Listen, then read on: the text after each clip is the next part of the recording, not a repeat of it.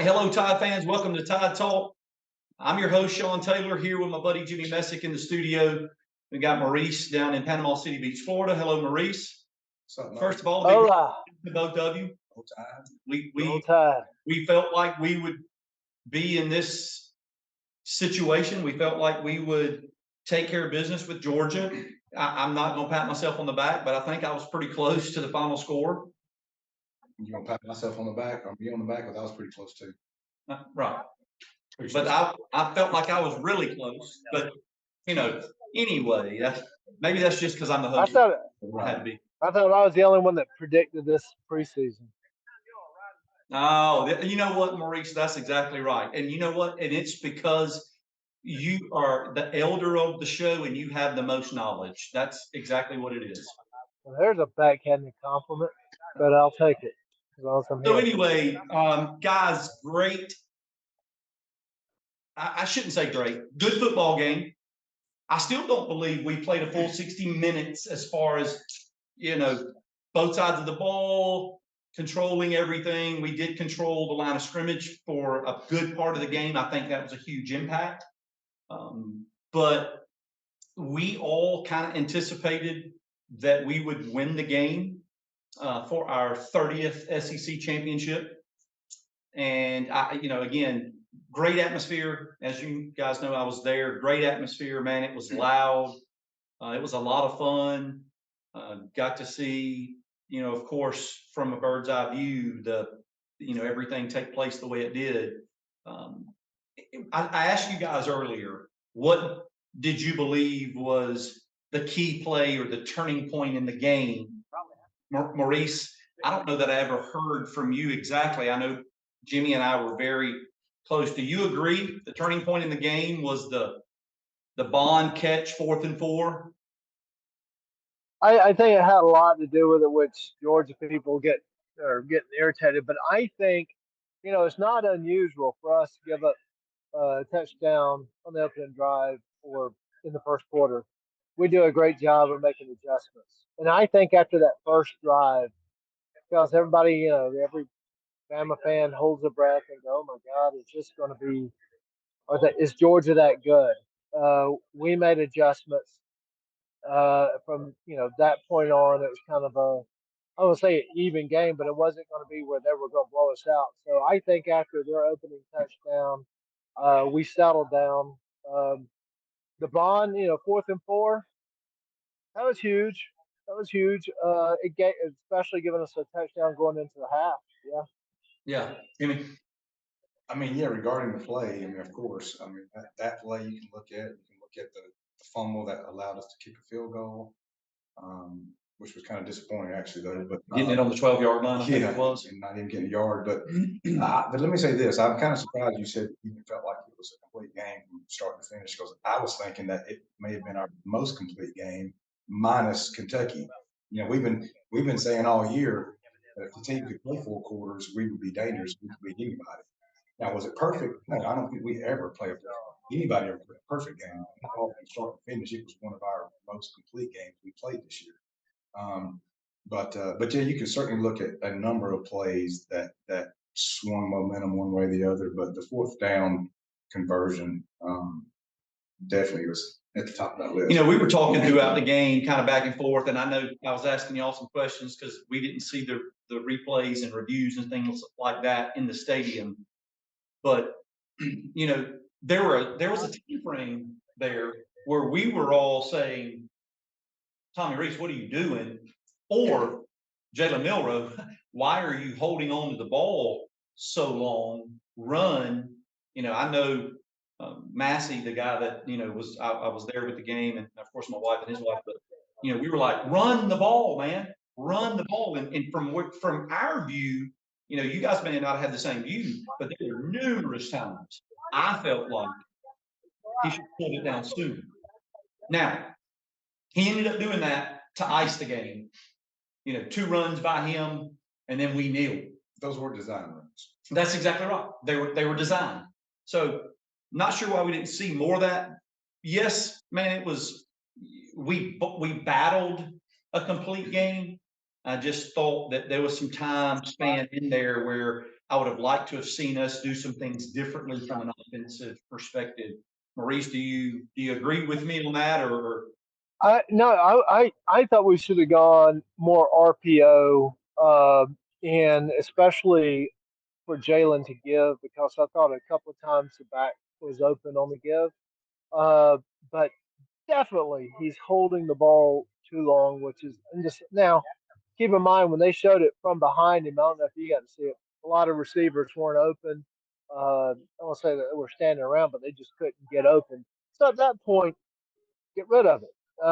You can get outside the pocket and throw it away, and you don't have to lose any yardage. I can't remember the number of sacks that is, but Georgia had way more than their average as far as sacks go. And I got to put some of that on Jalen, not as much as the offensive line. I thought they played really good, especially some of the run block. Um, so I think Jalen held the ball too long. Now, I think you probably had a better view than we did as far as seeing the field, but there's definitely some times where either get rid of it or make a decision and take off. yeah, He held on couple to it. couple notable things. I mean, how about Jam Miller and Roydell Williams stepping in for Chase McClellan being hurt, and I thought both of them played really really well. They did, but back to Milroe, we would all agree that he has made humongous strides from Certainly. where he started getting benched to where he Well, he's is. a tall guy, Yeah, exactly. so he's gonna have a longer stride than anybody. And then you can argue his play late in the season until now, along with the improved offensive line, is the reason why we're here. I don't disagree. But you still see that he still has a lot to work on. Sure he does. And that's when we see those times where he holds the ball too much.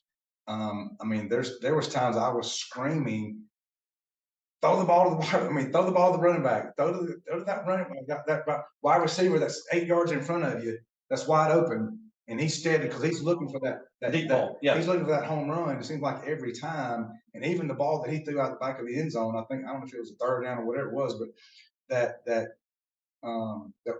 guess he overthrew Burton, but man, there was like 2 guys wide open right in front of him that would have got a first. Yeah. So so those little things that you still see with him. And again, so he's still learning the position. And so you're still going to see those. Hopefully, obviously, we'll see less of that, coming up in a month. But I think I like the game Reese called. Again, I think some of it, I think every sack was just about on their road. I think maybe there was one time they blitzed, but I like the game that Reese called for the most part. Yeah, I mean, again, we've said over and over again that this team has progressively gotten better. You certainly saw that from the offensive line. I mean, I thought did a really good job. I thought they did a really good job in pass protection, as we have all agreed on this show right now that Milroe was probably responsible for multiple sacks. I don't know about everyone. Again, I agree. I think there was one where we just didn't pick up the blitz and they got to us pretty quick. But for the most part, he was responsible. And that's part of football. They did a good job. They're undefeated and number 1 team in the country, and that's part of football. But was the number 1 team in the country at the time is what I'm saying. But we to your point, Maurice, they come down, they hold us 3 and out. They come down and score, and we did a really good job of keeping our composure and making some brief adjustments, and then from that point on, controlling the game. And we're going to get into that. We got to take a quick break, but I want to hear what you got to say with respect to the defensive play, because they really did a good job. So hold your seats, Tide fans. We'll be right back with Tide Talk. Beam wins it on a last-second kickoff return, and it's all thanks to the Big G. He's only about a foot tall, and he's not great at catching since he doesn't have any arms. But boy, when he does, he's end-to-end in a blink thanks to that 1 gig speed that makes him so special. You can tell his teammates just love playing with him. Maybe a little too much. Gig speed from Beam, made for football, available everywhere. All right, welcome back, Tide fans. Maurice, we were talking right there at the break, just talking about, talked a lot about the offense and how we kind of did things, Jalen Milroe, but the defense, as I said, they scored the first possession. And then we kept our composure and made some adjustments, and we did a really good job controlling the football game, especially with an offense as good as Georgia's offense was. So, I know you wanted to talk about a couple of plays, but what's your thoughts on our defense in that game? Defense, as usual, comes out. I think it Stills, Kevin Stills' philosophy. Come out and see what they do. The offense does, and he backs off the corner and gives a little pad. That's why you usually see the quick, easy hitches. And after that, I thought we played extremely well. And I've told you how much I love Terrion Arnold. I think he's one of the most underrated corners. We did make some mistakes that could have really changed the game. I think there were about 4 picks that we dropped. I'm not talking about like could have. I mean that were through our hands. Yeah. First one, Malachi Moore had a for sure just pick and just goes through his hands there, I believe, in the first quarter. And I think So we have that play. I think let's our cue it up. has that play for us. But outside of that, I thought everybody defensively had a really good game, and even the safeties, which is usually some of our weakest aspect of it. But if you see right here, go ahead and roll that tape if you could.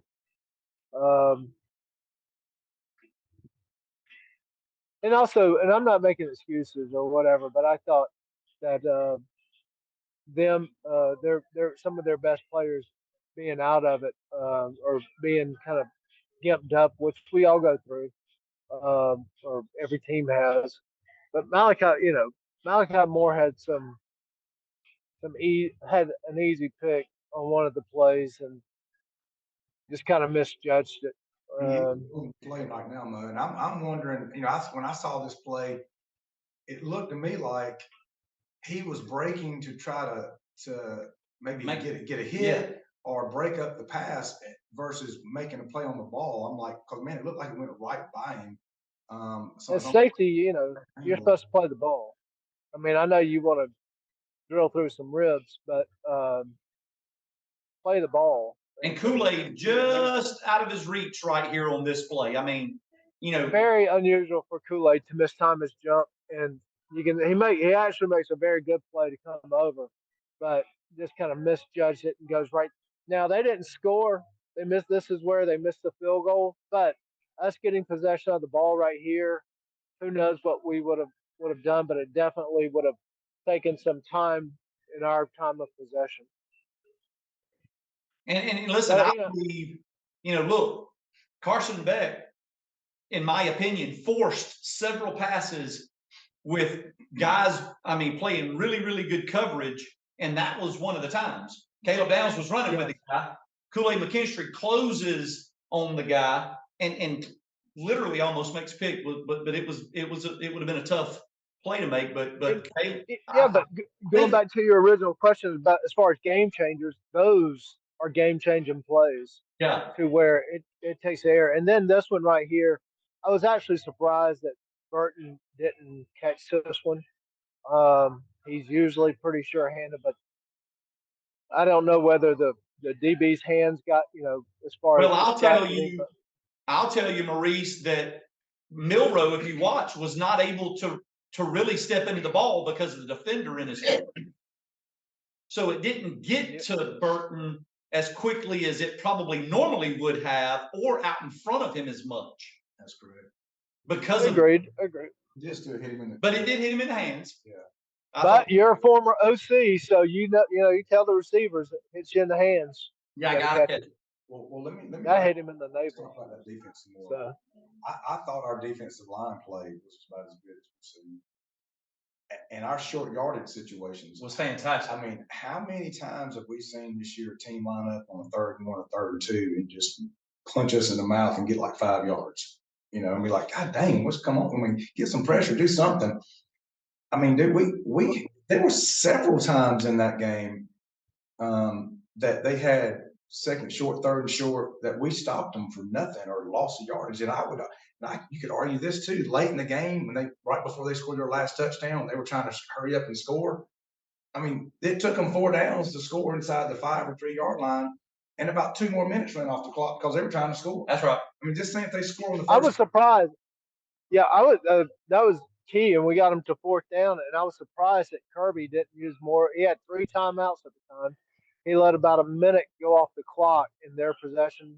First, second, third down. So I was surprised at that, so to speak. But Kirby, I hate to tell you this, sometimes in close games he kind of. Well, I mean, think about it.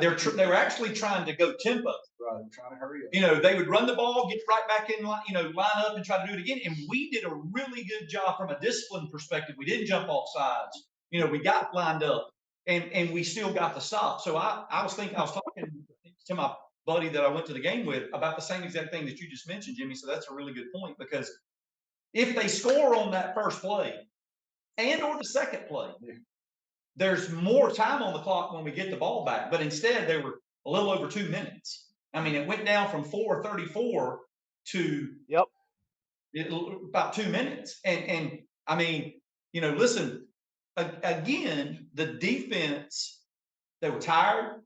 That Georgia was not substituting, so we were having to stay on the field. And they just bowed their necks and did.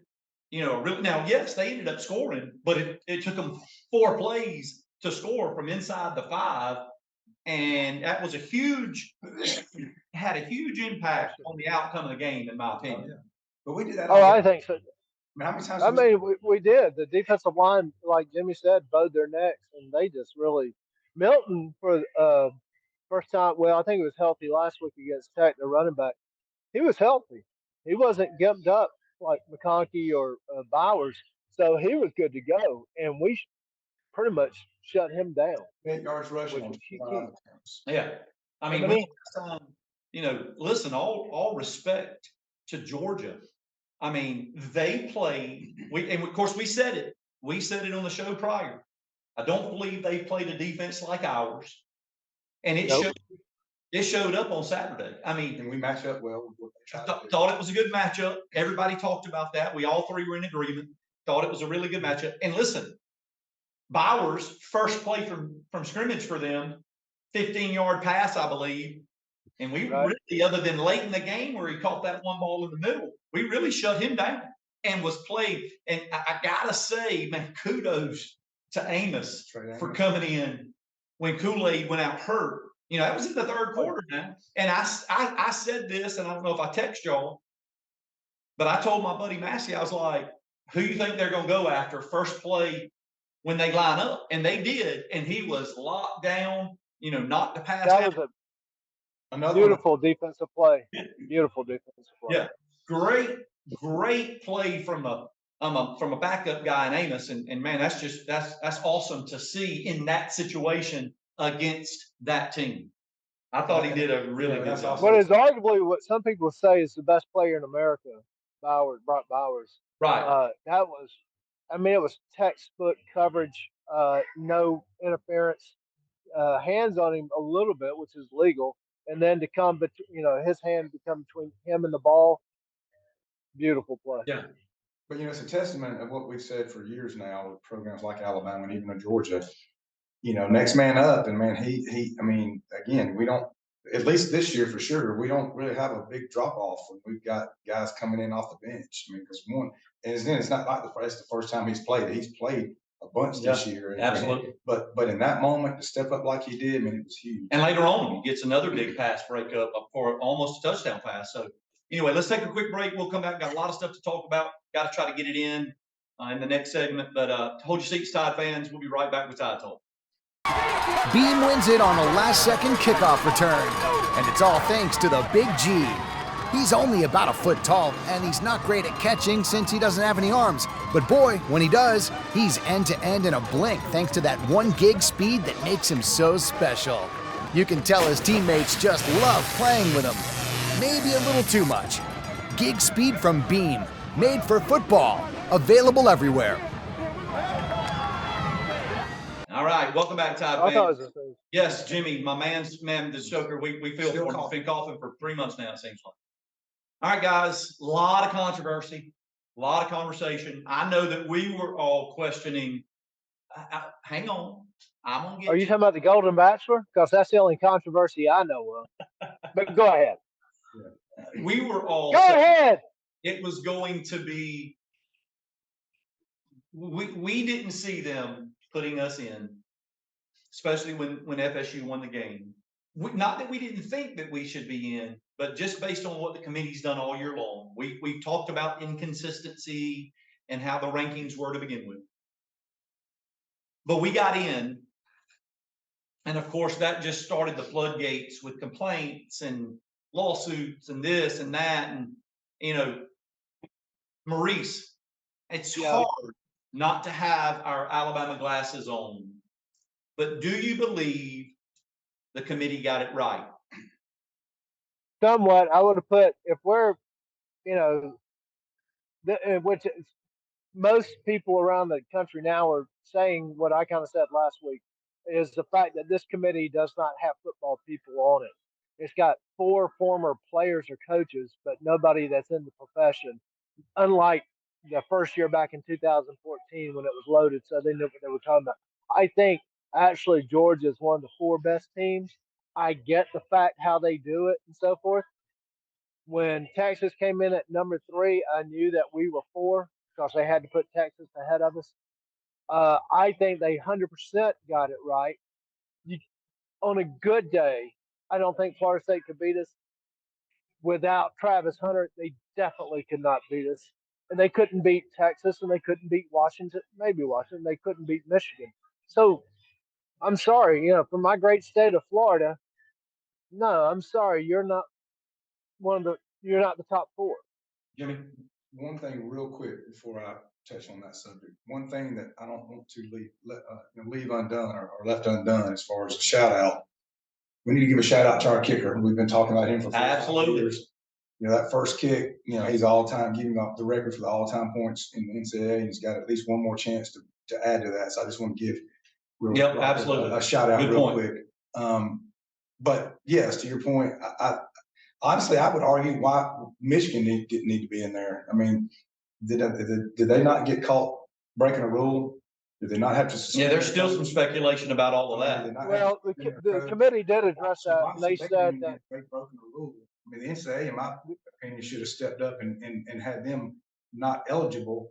So then this argument wouldn't even be happening right now. Well, the committee did address that and said that they can't vote based on allegations. Right. I'm not blaming the committee. I'm saying the NCAA should have said, "Hey, Michigan, you're not eligible for this because you cheated." So I'm not sure why people screaming about that. Right. Man, this is a very unique type of year as far as the playoff is concerned. I mean, it's the first time really in the 10 years that they've had the playoff that you could argue that there's 5, 6, maybe even 7 teams that had an argument to be in the top 4. I mean, most of the time it's a given. I mean, in most years, Georgia would have still been in. Alabama would have probably been a 2 or a 3. Georgia would have been a 3 or a 4. Ohio State would have still been in there because all the other teams wouldn't have been in the picture. So this is a very unique kind of deal that we're dealing with. I mean, look, I do. I feel sorry for Florida State. I do too. But I certainly don't feel like they need to be in the Final Four. Well, they kind of brought it on themselves because, Sean, you probably didn't get a chance to see it, but that was a snooze fest, the ACC championship. It was. I did see it, and it was horrible. It was disappointing and it was boring. And I love college football, and I was anticipating something. No, I was just by the 4th quarter, you're just begging for the clock to be 0.00. That's how bad of a game it was. Yeah. You didn't impress anybody. I've talked to several people. But Florida State, they're undefeated. They won their conference championship. And I asked them, and nobody ever has an answer. So are you telling me that Liberty should be in the Final Four? Because exactly. Liberty's 13-0, and they won their conference. They're not exactly. But no, man, because they didn't play the same caliber of teams, and that's exactly my point regarding FSU. When you look at schedules, when you look at the strength of schedule, when you look at a big factor, and I was telling you guys, I kept texting y'all, you got to take into consideration the strength of the record of the opponents. FSU was below 500 at 77 and 70. Their opponents were 77 and 79. I don't even think it was that good. I think it was worse than that. But you've got to take that into consideration, and the fact that it's unfortunate for Jordan Travis. What a great player. Yes. Had a phenomenal Yes. year. But at the end of the day, he is not playing, and that tremendously impacts their offensive football team. You know, I'll say this Yeah. too. You know, obviously he Go didn't ahead. Florida. The second string did, and they looked just as bad with the second string before he got knocked out. And you could argue that if they would have handled Florida and then turned around and handled Louisville, regardless if it was their second or third string quarterback, I think they would have gotten in. But man, they just looked a different Subpar. team. They looked like a different team without the starting quarterback. So, yeah, you do feel sorry for them. Absolutely. I guess, or feel bad for them. Well, at night when I can't sleep, I just put that game on and it puts me right to sleep. It's the best cure for insomnia. I don't disagree. I don't disagree. But I'll say this too: everybody that's out there whining and crying, oh, I feel so sorry for those players. Well, also feel sorry for the players at Liberty. Also feel sorry for the players at Georgia. Also feel sorry for the players at Ohio State, because those teams got left out as well, and they all had an argument they should be in there. I mean, don't you think Liberty players would want an opportunity to play with the big boys? Think about UCF years I ago. mean, UCF years ago goes undefeated, wins their bowl game, and proclaim themselves national champions. Again, it's the same argument that I talk about from if you talk about academics, kids that take AP schedules get a higher rating with respect to their GPA because they take a harder class, a harder schedule than a kid that takes a standard class. There's a degree of difficulty. Well, this is the same conceptually. It's the same concept. Exactly. Agreed. And the committee was formed to try to prevent 1984 with BYU all over again. And I'm not saying that Florida State ACC is what Mountain West was back in '84, but to the commissioner of the ACC, you're the one that voted against expanding the playoff this year. That's right. So you would have been in. Not to mention, kudos to Greg Sankey for going on game day that morning and bragging, telling everybody in America that SEC is by far the greatest conference and more challenging than anybody. So the dude didn't hold back. And I got newfound respect for Commissioner Sankey because I never had seen him talk like that before. He said one of these is not like the other, and that's the SEC is like no other conference as far as athletics goes. Right. Well, so here, let's talk real quick before we close. We'll take a few weeks off because we don't play again until New Year's Day. We will come back and do another show leading up to the New Year's Day game. And then, of course, win or lose, we'll have another show. But I firmly believe that we will win that game, and we'll talk about all that later. No need to do predictions now. But so that's the schedule. Tide fans will be off for a few weeks just because of the time frame when we play again. We will come back, do a show right here on Channel 207 leading up to the Rose Bowl and the Michigan game. So hopefully you guys are just as excited as we are. It was a great season for Alabama, one that was up in the air early on, but we're back in it. We're in the playoffs, so we'll come back and we'll do a show again. We'll keep you guys posted on when that is, but it will be the week leading up to New Year's Day. And hold your seats, Tide fans. We'll be right back into another potential national championship game. Roll Tide. Roll Tide. Roll Tide.